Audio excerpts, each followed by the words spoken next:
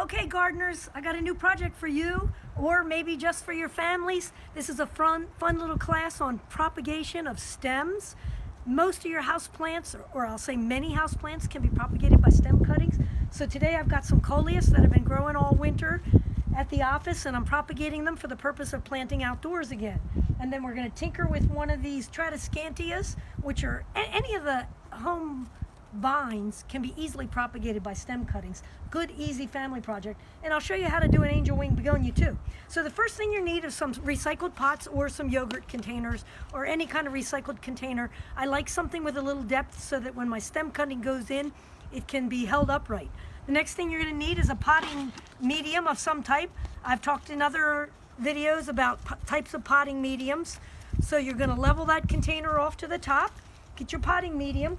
Then we get our plant that we want to take cuttings from. Now, for the first one here, I won't put a lot of science in it. I'll put the science in the next one. So I'm doing tip cuttings. I'm dropping down in. I need 3 to 5 inches at the most, no more. Bigger is not better. Smaller is better. I'm going to peel off my lower leaves. Peeling off. I want to keep 5 to 7 leaves on my stem. So I got 2, 4, 6. Yeah, 6 is enough because these are so big. So I'm peeling off everybody else that's down below.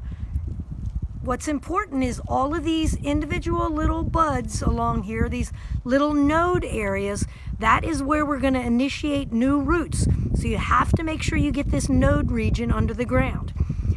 These leaves are also very large, and I'm not looking for photosynthesis and energy storage, so I can actually just cut them off. I'm cutting them halfway back because I really don't need them. The next supply that you might want to buy, it's not required, but it's helpful if you're doing large quantities, is a root tone medium. And I have a white powder in here. I'm going to dip my stem inside and just get some white powder on the tip of it. That's going to help to initiate roots a little bit faster. If you were doing 500 cuttings in a greenhouse, it would be critical that you have everybody rooting at the same time. Then I have my pot that I've already started. I've placed my soil in. Now, if I just jam it in there, what's going to happen to my white hormone powder? It's going to get knocked off, right? So I like to pre-make my hole, insert it inside, and cover it over. And then I'm just going to I usually do 2. I'll do another one real quick. You may not see all the steps, but peeling off all those lower leaves. I don't want them to rot. 2, 4, 6. I got to take some more leaves off of this one. I got 1, 2, 3, 4, 5, 6 nodes. That's great for under the soil. I don't need all this foliage, so I'm going to trim it back. The other reason I don't want all that foliage is it reaches and touches the sides of my bag, and I'm afraid it would rot. So again, I make a little hole, insert it down in there, try to bury those nodes, press it in, then I'm going to water them in, and then I'm going to put them in my little greenhouse bag that I'm using to propagate in. So on this one, I've got this nice brand new clean freezer wrap bag, and I drop it down inside. I've already got a label in there. It says Coleus with today's date. I'm going to drop them in here, water them well, seal them inside their little greenhouse, and voila, I'm going to sit them in a house. Do you think I want to put them in full sun? No way. It's too much sun for these fragile little leaves. I'm going to put them in just diffused light in my kitchen, not outside. You need to be doing this indoors. And just set it in and keep them moist. Actually, once you get it moist from the beginning, you won't have to water anymore for 3 or 4 weeks. And then when you want to test them to see if they root, you just open the bag, kind of tug on them or gently lift them out and take a look and see if they've rooted. You don't want to do that for at least 10 days, 2 weeks. So wait on that one. This type of Tradescantia, you don't even need a tool for this. I just hand break these off. You can do Swedish ivy. Tahitian bridal veil can be propagated easily. These root so simply, you don't even need any rooting powder. But again, I'm tearing off these leaves because it's at these regions of the stem, which are called the nodes, that's where I'm going to get my roots to grow. So I got 3 cuttings of Tradescantia. I dip in my rooting powder. I've already started a pot full here. I'm going to reach inside. Again, I want to pre-make my holes because I don't want them to knock the white stuff off. I put one to a hole. In the greenhouse business, you'd often stick 3 or 5 in the same hole because you didn't care. But in every one of my pots here, I would put 10 or 12 of these cuttings inside.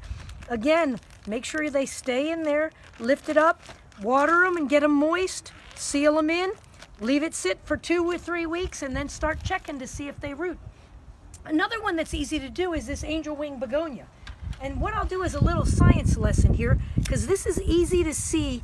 Here's where the leaf comes out. This region is called the node. That's where the bud and the leaf arise. Here's the second node. The region in between is called an inner node. You typically don't get many roots at an inner node. You have to bury this portion of the stem. So if I'm using this for the cutting, I'm going to say, how many leaves did I need? 3 or 5? These are so big, I want 3. 1, 2. Remember, they're too big. 1, 2, 3. Oh, I see a flower. You never want to keep flowers on it. Always remove the flowers. 1, 2, 3. I like these nodes to bury under the ground. I'm going to sink that one and that one and that one. Remember, bigger is not better. What I want to make sure I have are the nodes under the soil. I got 1 node, 2 node. Oh, I actually have 3 nodes. I'm going to dip in my hormone powder, and I'm ready to stick in my moist soil, and I don't have one pre-prepared. But I make a label out of a recycled old jug so that I know what date I started my cutting, and I stick it. Now, you can propagate plants in water, and this Angelwing Begonia does that easily. That's kind of the homeowner's way to do this, but if you're doing large quantities, I always use potting medium. But as you can see, here they are. Look at that. Where did the root come out? You see the roots coming right out of that node region. So these have been in water for probably 2 months. Lots of roots. They're ready to be stuck in a new pot. But that's how easy it is to take cuttings on plants. So you just look up on the internet and say how to propagate this plant. It's so easy to do. Good family activity to watch them root inside your house in the next few weeks. So have some fun, gardeners.